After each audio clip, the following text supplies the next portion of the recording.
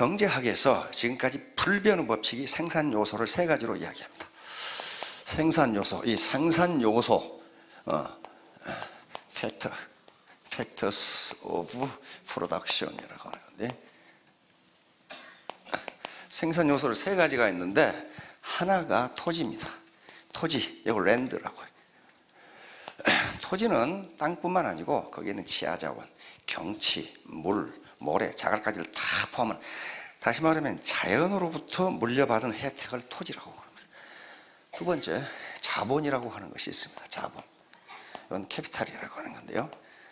캐피탈은 인간이 만들어낸 생산수단이에요. 토지는 자연이 준 생산수단입니다. 자본은 인간이 만들어낸 생산수단이에요.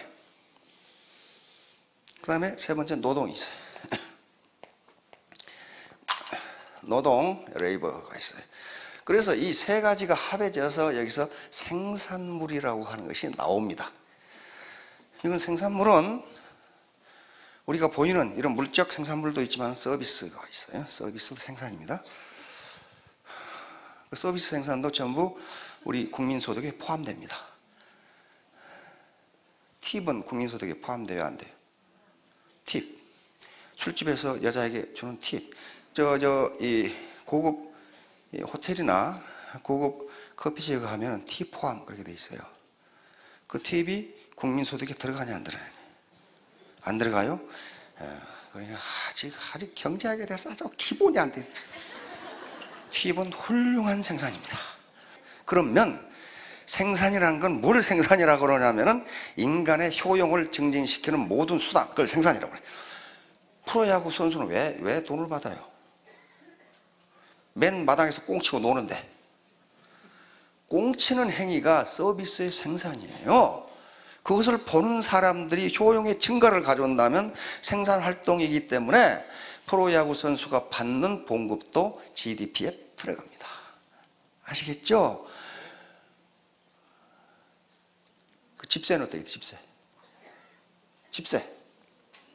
집세는 어때요? 여러분, 집에서 잠자는 게 좋아요? 마당에 잠자는 게 좋아요? 집에서 잠자는 게 좋아요. 마당에서 잠자는 게 좋다는 사람은 그것은 100명 중에 1명 정도 있어. 그건 거의 이게 왔다 갔다 지금 하는 사람들이에요. 집에서 잠자는 게 좋다는 건 뭐냐 하면은 집이 나에게 주거 서비스를 생산해 주는 거예요. 그걸 내가 소비하는 게 작은 거예요, 지금. 그래서 집세도 GDP에 들어갑니다. 그러면 자기 집에 자기가 사는데 그거 어떻게 계산하냐? 그것은 집세를 자기가 자기에게 지불한 것으로 해서 GDP에 포함시킵니다. 경찰이 없다면 도둑놈이 덕식을 하겠죠.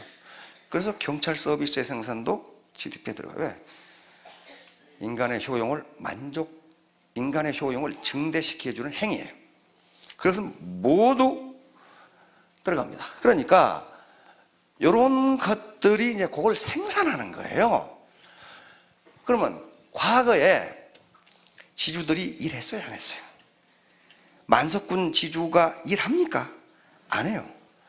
안 하는데 생산수단, 토지라는 것을 가지고 있다는 이유만으로 소득이 1만석이 생긴다는 거예요. 자, 자본은 뭐냐 하면은 인간이 만들어낸 생산수단이에요. 이 건물, 이게 자본이에요. 이 마이크, 이게 자본이고, 요 칠판이 자본이에요. 제가 이 마이크를 대고 강의를 한 것하고 마이크 없이 한 것하고 어때요? 생산 효율성이 떨어져요. 들을 수가 없어요. 그러면 이 마이크를 사용하는 것이 인간의 만족을 증진시킨다면은 이 마이크는 자본이에요. 이 건물도 자본이에요. 만약에 이 건물이 없이 맨바닥에 꺼져 깔고 앉아서 교육한다. 그럼 어때요? 만족이 떨어져요. 그러니까 인간의 효용, 만족을 증진시키는 모든 행위, 이게 전부 자본이에요. 그러니까 요 자본을 가지게 되면 그 자본이 또 생산을 해줍니다. 이 유스 호스텔의 사장님은요, 여기 앉아서 강의 안 들어. 왜? 빌려주기만 해도 렌트가 나와. 이게 자본이에요, 이게. 그러니까 자본을 소유하고 있으면은, 그걸 넉넉히 소유하고 있으면은 내가 노동을 제공하지 않더라도 계속적으로 우리 한국의 자본주의 시장 시스템이 나에게 소득을 갖다 준다니까요. 갖다 줘요. 그런데 오늘날은 이 두 개를, 토지와 자본 두 개를 다 합해서 그냥 자본이라고 부릅니다. 토지도 중요한 자본이거든요. 돈은 뭐예요? 돈은 뭐예요? 이게 자본이 아니에요. 돈은 국가적인 차원에서는 자본이 아닙니다. 돈은 자본이 절대로 아니에요. 만약에 돈이 자본이라면 자본이 없는 나라가 지구상에 하나도 없어요. 생산 중에 가장 수지 맞는 생산이 돈의 생산입니다. 종이떼기 갖다가 마구 찍어, 그러면 돈이 나오잖아요. 그게 자본이에요? 자본 아니에요. 그래서 국가 차원에서는 돈을 자본으로 분류하지 않는데 개인은 돈을 자본으로 분류합니다. 왜? 국가가 통화 시스템, 마니터리 시스템을 잘 관리해주면 그 자본이 돈이라는 캐시가 자본을 살 수가 있어요. 그래서 그걸 자본으로 빼요. 그런데 여기 아가씨가 있는데 한번 생각해 보세요. 여기 지금 총각들이 어디 계시나? 뒤에 총각이 인상이 너무 고약하네. 이게 두 총각이 있어. 두 총각이 있는데 지금 두 총각이 둘 다 잘생겼어. 그런데 한 총각은 현금 10억을 가지고 있고 한 총각은 상가 10억짜리를 가지고 있어. 누가 5개월 할래? 상가 10억이잖아요. 맞잖아요. 10억 정기예금하면 지금 얼마 나와요? 월. 지금 이자율이 1점 몇 퍼센트 그러죠? 2.5%로 잡고 세금 떼어버리면 10억이면 한 달에 200만 원 나와요. 그러니까 판매사 한 달에 200만 원은 정기예금 10억하고 맞먹습니다. 지금 현재 그래요. 그런데 지금 이자율이 계속 떨어져요. 1.8%까지 떨어졌더라고. 미국이나 일본은 이자율이 마이너스죠. 지금 일본은 공식 이자율이 0.01%예요. 그래서 0.001이든가 그래. 일본이 이자율이 없어요. 그러니까 지금 선진국 치고 이자가 1%를 넘는 나라가 없어요. 앞으로도 그럴 겁니다. 그러니까 10억 캐시를 가지고 있는 것보다는 10억짜리 상가를 가진 사람이 왜 그래요? 그 상가가 자본 스톡이기 때문에 그렇습니다. 렌트. 그러면 문제는요, 이 두 개 중에 하나를 가지면, 자본을 가지면요, 뭘 갖게 되냐면요, 권력을 갖게 됩니다. 꼼짝을 못해. 그건 나중에 이야기하고. 그러면 판매사 되는데 얼마 걸린다고요? 아주 게으른 사람이 2년 걸려. 더 게으른 사람은 3년 걸리더라고. 또 그렇다 하더라도 생각해 보세요. 의사 되는데 몇 년 걸려요? 10년 걸려요. 아주 그냥 의과대학을 합격했다 치더라도 10년 걸려. 의과대학 6년 인턴 레지던트 거치고 나면은 10년이 딱 걸려요. 변호사 되는 데는 몇 년 걸려요? 법과대학을 합격했다 하더라도 사시가 살아있으면 사법고시에 시험 합격해야 되고, 로스쿨 가려면 대학 졸업하고 또 로스쿨 또 가야 돼요. 2년 가서 변호사님 합격해야 변호사가 돼요. 그것도 10년 이상 걸려. 교수 되려면 우리 선배님 계시는데 10년 이상 걸려. 대학 졸업하고 석사, 박사, 그 다음에 포스닥까지 다 거치고 나면 10년 이상 걸려. 그 사람 박사학위 받았다고 즉각 채용에 줘도 10년이 걸린다고. 10년이 걸려요. 김연아, 우와, 한 번 출연해 광고비 10억. 나도 김연아 돼야지. 살 빼는 데만 10년이 걸려. 지금부터 빼기 시작해도 살 빼는 데만 10년이 걸린다고. 어? 그리고 그때부터 스핀 이거 타기 시작하면 얼음 위에 서는데 또 10년 걸려. 지금 내가 가만히 보니까 안 돼요. 그거 쉽게 되는 게 아니라고요. 이야, 애터미 사업 어려워. 그러면 쉬운 거 있으면 찾아보세요. 쉬운 게 있나 찾아보시라고요. 없어요. 지금 고상하고 우아하게 돈 버는 방법은 저희들보다 똑똑한 사람들이 다 찾아오고 있어요. 다 찾아오고. 그런 자리가 없어. 고상하고 우아하게. 그러면 자본을 가져야 빈곤에 탈출할 수 있다고 그랬어요. 예를 들어 봅시다. 우리 아들이 한의대를 나왔어요. 이야, 한의대 졸업하니까요, 뚜쟁이들이 열쇠 3개씩 들고 나타나. 근데 우리는 또 그런 것에서 별 감각이 무감각해가지고 지가 좋다는 아가씨와 결혼시켰어. 근데 이 좋다는 아가씨도 무일푼이야. 우리 아들도 무일푼이야. 자, 우리 아들이 부자가 될 수 있는지 봅시다. 시골인데, 용인인데 그 상가에 병원 자리 렌트하는데 1억이에요. 보증금 1억에 월 300만 원이야. 근데 무일푼이니까 그 인테리어를 해야 돼. 병원 인테리어를. 그게 물어보니까 1억이야. 그 다음에 병원 집기 사야 돼. 그렇죠? 뭐 혈압계도 사야 되고 무슨 그렇게 비싼지 모르겠어. 그 침상도 해야 되고 닥트도 해야 되고 그런 거 있잖아요. 그게 또 한 1억이야. 근데 전부 신용대출을 받아서 3억을. 거기다가 매월 렌트가 300만 원이야. 그거 내고 돈을 벌겠느냐는 거예요. 그거 내고 부자가 되겠느냐는 거예요. 그런데 주고 나면 없어요. 뼈 빠지게 하는데 없어. 남는 게 없어요. 누가 가져가? 건물주가 다 가져가요. 건물주가. 뭘 가진 사람이? 자본을 가진 사람. 자본을 가진 사람 다 가져가요. 그러면 이 애터미 사업에서 뭘 해야 돼요? 뭘 해야 되냐? 뭐 때문에 이 짓을 하고 있냐고. 속 터지게. 이 좁은 데 앉아가지고. 로버트 키오사키라는 사람이 있어요. 부자 아빠, 가난한 아빠라는 책을 쓴 사람이에요. 우리 여사님 읽어보셨죠? 그 5권까지 있는데 2권까지만 읽으세요. 3권부터는 무슨 소리를 해놨는지 말이죠. 회계 이야기를 해놨는데 그거 몰라도 돼. 그 사람이 자본을 갖는 3가지 방법을 제시했어요. 첫째, 자본을 자기가 만드는 방법. 그 뭐냐면은 정주영 회장님이나 이병철 회장처럼 네가 아예 기업을 만들어라는 거예요. 그거 하실 수 있는 분 여기.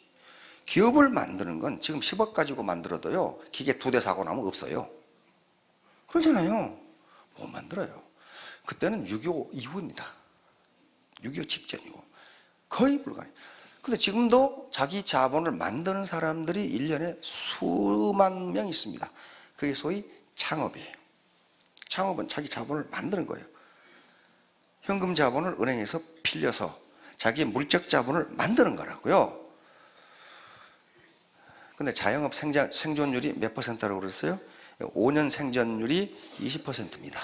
10년 생존율이 16%예요. 그러니까 5년 만에 자영업 100개 중에 80개는 망한다. 그런데 20% 살아남았으니까 돈 버냐? 그렇잖아요. 그 중에 돈 버는 장학업은 5%입니다. 100개 중에 5개예요. 그 다음에 15%는 현상 유지 이렇게 돼 있더라고, 통계가. 현상. 그래 겨우 지금 안 망하고 있단 말이에요. 15%가. 그럼 우리가 보는 것은요, 그 망하는 95%를 보는 게 아니고 어떻게 5%는 성공을 했을까야. 그걸 보면 되잖아요. 그렇단 말이에요. 그러니까 사랑을 가지고 대한다, 크리에이티브한 무슨 제품을 만든다, 열심히 한다, 성실하게 한다. 이것도 자본이 내 것일 때 효과가 있다는 거예요. 두 번째, 프랜차이즈를 사는 방법. 키오사키가 제시한 3번째 방법이 다단계 MLN, 멀티레벨 마케팅이라고 되어 있어요. 그 중에 거기 또 이 빌 게이츠가 한 말씀 하셨더라고. 내가 만약 마이크로소프트를 안 했더라면 다단계를 했을 것이다. 빌 게이츠는요, 마이크로소프트가 아니라 하드 소프트라도 그 사람 하면 성공해. 자, 그러면 우리가 자본을 가져야 되는데, 자본을 이렇게 가져야 되는데, 제 양반 드디어 본색을 드러내서 동그라미를 그리기 시작하는구나. 이게 상한선이 있기 때문에 자기가 스타트예요. 그런데 바로 키오사키가 얘기했던 것처럼 요게 이제 생산수단이 돼요.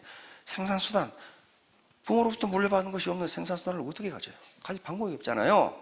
그래서 프랑스의 그 사회학자 피에르 부르디에라는 사람이 있습니다. 그 사람이 자본을 분류하는 방법이 기가 막힌데, 요걸 뭐라고 불렀냐면 사회자본이라고 불렀어요. 사회자본. 사회자본, 소셜 캐피탈이란 말이에요. 소셜 캐피탈. 여기 사회자본이에요. 그러니까 사회자본은 사회적 생산 수단이 됩니다. 저 영감탱이가 지금 돈 버는 방법을 얘기하라고 했더니 무슨 헛소리 하고 있는 거야. 이 헛소리를 모르면 엉뚱한 짓을 한다니까. 이게 사회자본이에요. 이게 자본이라고요. 자본. 그런데 이게 자기 소유가 아니에요. 뭡니까? 애터미는 그게 공유예요. 공유. 왜? 수당을 세일즈 마스터에게 지급할 때 내 라인이 얼마나 팔았냐를 가지고 하지 않고 전체가 얼마를 팔았냐 가지고 준단 말이에요. 전체가, 전 라인이. 그러니까 이 라인이 자기 개인 소유가 아니고 공유란 말이에요. 공유. 공유 자본이에요. 그러면 관리는 관리는 전체를 하는 것이 아니라 자기 라인을 관리를 한다고요. 그런데 이게 휴먼 네트워크입니다. 사람과 사람으로 연결해진 네트워크예요. 휴먼 네트워크니까 이게 생산성을 발휘하려면은 퀄리티가 높아야 되고 사이즈가 커야 돼요. 무조건 사이즈만 크면 되느냐? 안 그래요. 스폰서하고 파트너하고 맨날 싸워. 맨날. 그러면 어때요? 생산성이 떨어지게 돼 있어요. 생산성이거든, 소득은. 그래서 이게 자본은 자본인데 가장 중요한 게 스폰서와 파트너 간의 트러스트, 신뢰. 믿지 못하면 싸워. 믿지 못하면. 저 스폰서가 자기 이익을 위해서 날 이 짓을 하라고 하나? 못 믿으니까. 그 얘기를 한단 말이에요. 트러스트. 신뢰. 그래서 프랜시스 후쿠야마 그분을 아시죠? 예, 일본계 미국인인데 세계적인 석학입니다. 하버드 대학 존 홉킨스 대학에서 이 교수를 하셨고 또 미 국무성에도 했던 그분인데, 이분이 사회자본의 전문가인데 사회자본 중에 가장 중요한 것이 신뢰다. 신뢰예요. 신뢰가 없으면 사회자본이 작동을 하지 못한다. 그러면 모든 인간은 사회자본을 가지고 있어요. 아버지 아시잖아요. 어머니 아시잖아요. 애가 아시잖아요. 이모님 아시잖아요. 이게 전부 뭐예요? 휴먼 네트워크로 형성되어 있어요. 여고 동창 알잖아요. 동네 개빵 아줌마 알잖아요. 알아요. 그 다음에 떡볶이집 아줌마 알잖아요. 그게 소셜 네트워크예요. 그러면 문제는 이제 신뢰를 어떻게 할 것이냐 하는 문제를 아주 옛날부터 신뢰가 가장 중요하다는 얘기를 현자들이 계속 해왔어요. 그 말은 무슨 말이에요? 현자들이, 공자님부터 시작해서 현자들이 신뢰가 가장 중요하다고. 최근에 그 정주영 회장님까지 신뢰를 잃으면 모든 것을 잃는다. 정주영 회장님 그랬어요. 왜 그 양반들이 그 얘기를 계속할까? 그 말이에요. 왜 계속하겠어요, 아가씨? 신뢰를 얻기가 힘드니까. 신뢰를 얻기 쉬우면 그 소리 오면 뭐 미친놈 아니야 이거. 그렇게 된단 말이에요. 매일 밥 먹어라 그 얘기 해놔봐요. 네가 먹지 말아도 먹어. 그렇게 될 거 아니에요. 그런데 신뢰를 얻어라 그 말은 모든 사람이 신뢰를 얻기가 어려우니까 그 말을 자꾸 하는 거예요. 쉽다면 그 말은 안 씁니다. 그러면 신뢰를 얻는 건 누가 얻어야 돼요? 내가 얻어야 돼요. 내가. 어떤 책을 보니까 그랬습니다. 너 나 못 믿어? 그 말은 너무 못 믿는다는 거예요. 왜냐하면 신뢰는 육감으로 이렇게 대하면서 저 사람 믿을 만한 사람 이렇게 오는 거지. 야, 너 내 말 못 믿어? 그러면 절대로 못 믿는다는 거예요. 절대로 못 믿는다는 거예요. 믿는 사람은, 믿을 만한 사람은 그런 얘기를 안 한다는 겁니다. 그런 얘기를 안 해요. 정주영 회장님이 여기서 거래하면서 야, 너 나 못 믿어? 그런 얘기 했어요? 안 해요. 상대방이 그 사람의 하는 언행을 보고 믿음이 오느냐 안 오느냐예요. 오느냐 안 오느냐예요. 스폰서가 파트너한테 여러분들 내 말 믿어. 그 말은 그 사람은 못 믿어요. 그 말 안 해도 믿을 만한 스폰서는 믿어요. 그렇잖아요. 자, 그래서 무신분리, 이게 지금 논어에 있는 이야기입니다. 논어에 아주 기가 막힌 말이에요. 요 대목을 그 미국의 파이낸셜 타임스라는 신문이 있어요. 파이낸셜 타임스에서 요걸 가지고 또 사설을 썼더라고. 사설을 썼어요. 그만큼 유명한 말이에요. 자공이라는 사람이 있는데, 자공 문청. 자공은 공자의 10대 제자 중 한 분입니다. 그런데 자공은 지금부터 2500년 전 사람인데 아주 장사의 귀신이야. 그래서 돈을 엄청나게 벌었어요. 공자님은 가난하게 살라는 법을 한 번도 말한 적이 없어요. 한 번도. 왜? 공자님이 제자가 3000인데 학고방에서 그 3000명 어떻게 해요? 3000명을 어떻게 하냐고. 그럼 어때요? 공자님 집은 성이었다고 생각할 수 있어. 그렇잖아요. 생각해봐요. 그래서 가난하게 살라는 법을 한 번도 해본 적이 없어요. 견리사이 이득을 보거든 그것이 의로운 것인지를 생각하라, 그 말씀하셨어요. 그러니까 의로운 이득이면 어떻게? 취하라. 취하라. 가난하게 살지 말라는 거예요. 그런데 자공이라는 사람은 그런 사람이에요. 그러니까 이 사람은 정치에 굉장히 능한 사람이에요. 자공은 또 실제로 오늘날 같으면 시장을 했던 사람이에요. 그러니까 선생님, 정치가 뭡니까? 공자가 말한 이 세 가지는요, 지금도 신문 칼럼에 보면 현자들이 가끔 이 글을 씁니다. 지금도 나와요. 정치가 뭐냐? 지금도 똑같아요. 공자님이 백성들의 식량이 풍부해야 된다. 이게 첫 번째예요. 현자들이 말하는 건 중요성을 이야기합니다. 그러니까 먼저 백성이 배부르게 먹고 살도록 해라. 오늘날 좀 고상한 얘기로 하면은 경제적 문제를 해결해라. 이게 정치의 최고다. 두 번째 뭐예요? 족평, 군사력을 강화하라. 이건 무슨 공자가 무슨 군사지향적인 사람이야. 그게 아니고 공자의 생각은 항상 백성에 있습니다. 다시 말하면 군사력이 약하면 외적이 침입해가지고 백성들을 괴롭힌다 그 말이야. 백성들을 못 살게 만들어. 그러니까 강한 군사력으로 백성들이 편하게 생업에 종사할 수 있도록 해라. 그 다음에 세 번째가 뭡니까? 민신지. 백성이 정부를 믿어야 된다 그 말이에요. 근데 자공은 10대 제자니까 호락호락한 사람이 아니에요. 뭐라고 그랬어요? 이 셋 중에 부득이 하나를 없앤다면 뭘 없앨까요? 이거 공자를 영 난처하게 만드는 거예요. 그러니까 병을 없애라. 병을 없애라. 그러면 무슨 말이에요? 우선 백성이 배부르게 먹고 살도록 하는 게 최고다.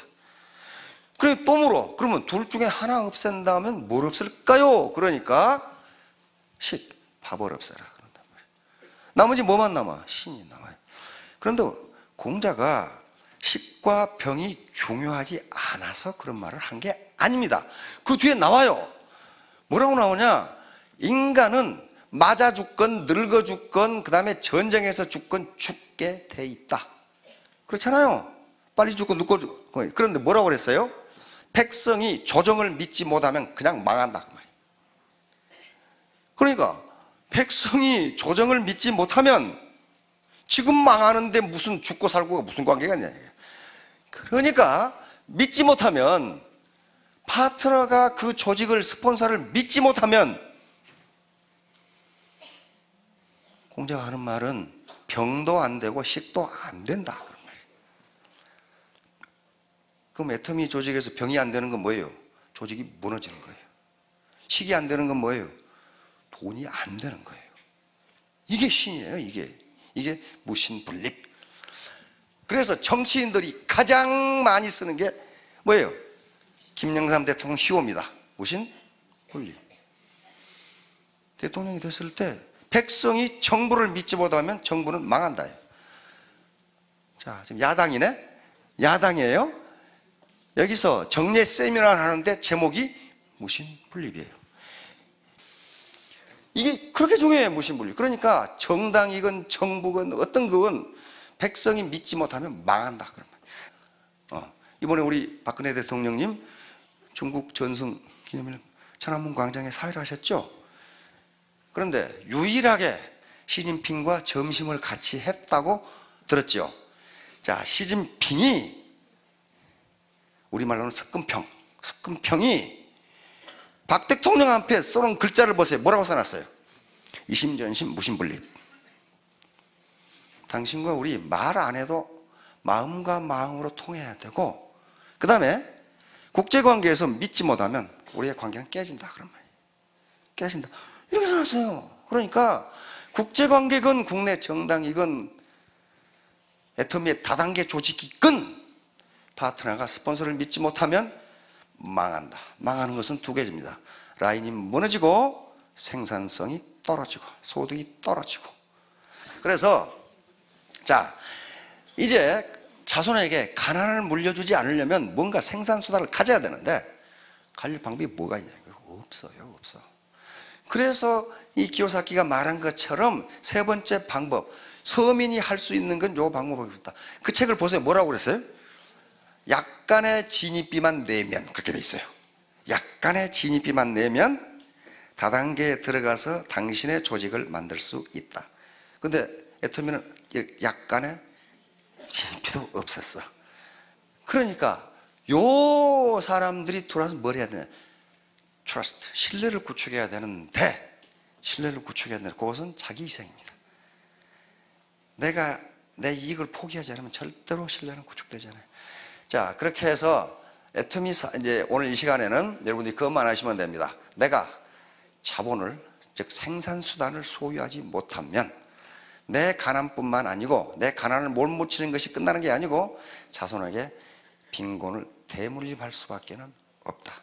그래서 나는 어떻게 해서든지 생산수단을 갖겠다. 그러려면 어떻게 해야 되느냐? 트러스트가 필수 조건이다. 자, 마치도록 하겠습니다. 예, 모두 성공하시기 바랍니다.